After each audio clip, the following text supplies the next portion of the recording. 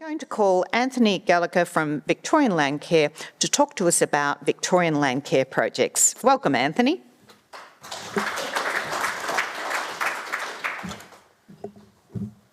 Thanks, Kerry, and thanks for having me here today. My name's Anthony Gallacher. I am Project Manager at Landcare Victoria, which is the peak body for landcare groups across our state.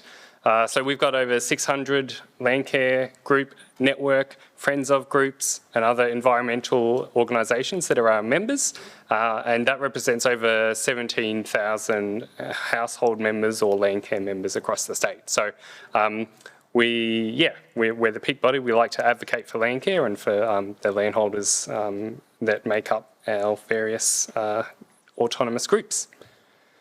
So today I am here to talk about the project that I am managing, which is called the New Futures for Victorian Landcare project. So this particular project is funded by two philanthropic trusts, one being the Natural Resources Conservation Trust. Les is here today in the audience down the front. Thanks, Les.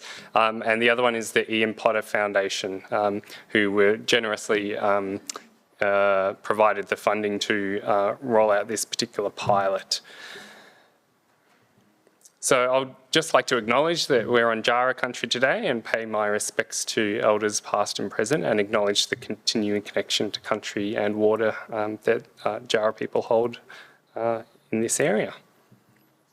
So the New Futures for Victorian Landcare project arose out of a stakeholder engagement process with our Landcare members. So what we heard from Landcare across Victoria was that there was a desire to undertake sort of landscape scale planning of projects, so larger scale restoration across bigger landscapes than necessarily just small little group and local individual activities. But at the same time, we heard that those bigger scale plans, if they're done in isolation at sort of a meta level, they'll just sit on the shelf and not be used. And so they need to actually be informed by individual landholders and the individual opportunities that can be found within those particular regions. And of course, any landscape scale restoration project is going to require private landholders and farmers on board, because that's where a lot of the gains can be made in terms of biodiversity and that sort of thing. Another key theme to the project was an awareness amongst the Landcare community about natural capital, environmental services markets, and that they were coming through. But really that sort of, I guess, question that we've heard a lot today is, where do I start? Or where can we as a Landcare group start to access this type of thing to help fulfil our works? And one of the other, I guess, key themes that arose was around funding. So Landcare has traditionally been quite reliant on grants, and while there are quite a few different models of Landcare groups across Victoria, some have sort of service provision arms and some have membership fees and all that sort of thing.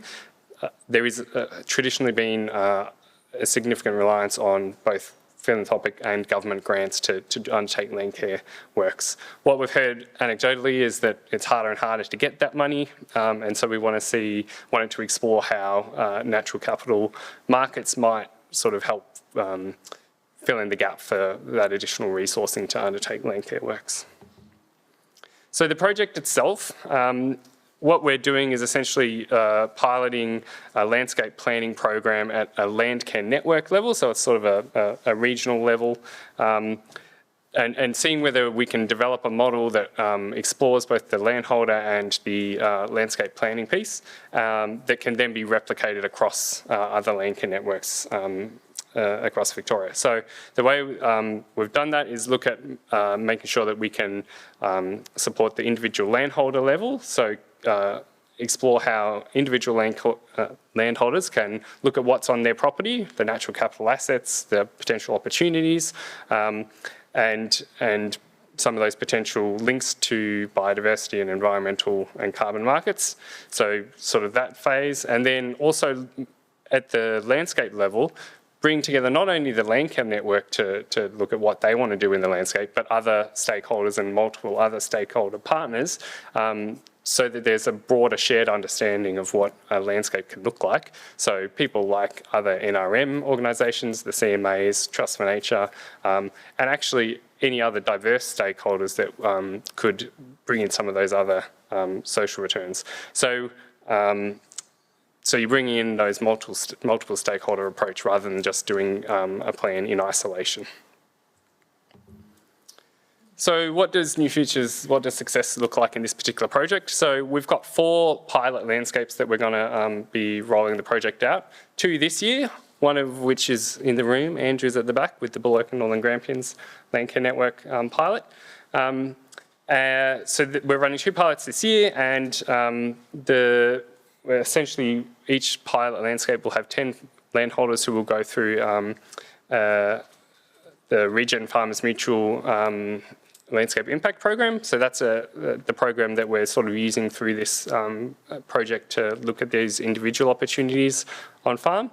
At the landscape level, the Landcare Network will develop a landscape investment and action plan to look at the broader scale approaches that they want to take, invite additional stakeholders in. And then I guess at the overall program scale, we're looking to have a bunch of templates, a model, and a way of rolling out this particular approach, if it works, it's a pilot, to additional Landcare networks across the state if we can get a sort of sustainable funding model as part of it. So our delivery partners, we've got Regen Farmers Mutual. I'll talk a bit more about what they're doing in a minute. We've got ANU Sustainable Farms Initiative. So they've done a lot around ecological science, research and evaluation, and natural asset farming. And so they've come on board to help us with some of the evaluation and ecological advice to some of our Landcare networks. Natural Resources Conservation Trust are providing some additional governance and oversight for the project. And we've also partnered with Landscape Finance Lab, who are an international organisation who developed the document called the 4 Returns Framework. So they sort of incubate landscape restoration programs using that framework. And so we've adopted that as part of this program to work with our Landcare networks to develop their own plans. So I mean, this is a bit of an overview of the 4 Returns Framework. It's a process, it's a framework. It doesn't go into the detail around, exactly what you do on the ground. But I guess overall, the aim of it is to look at both the social returns in a landscape, the natural returns in a landscape, the financial returns for individual landholders and the landscape more broadly.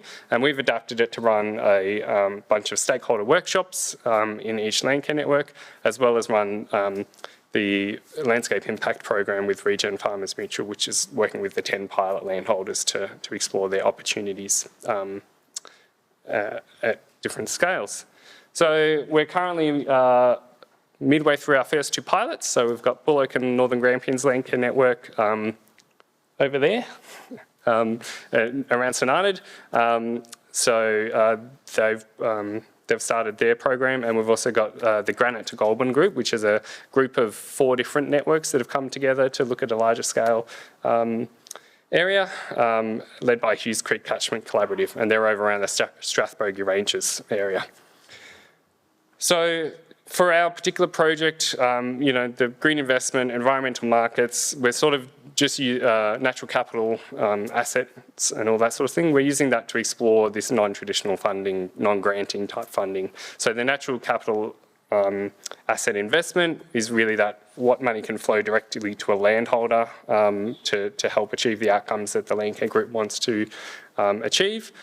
We've also termed enabling investment. So from a Landcare perspective, we see the value of having a leadership within a landscape, and Landcare facilitators often lead that kind of approach within a lot of Landcare networks.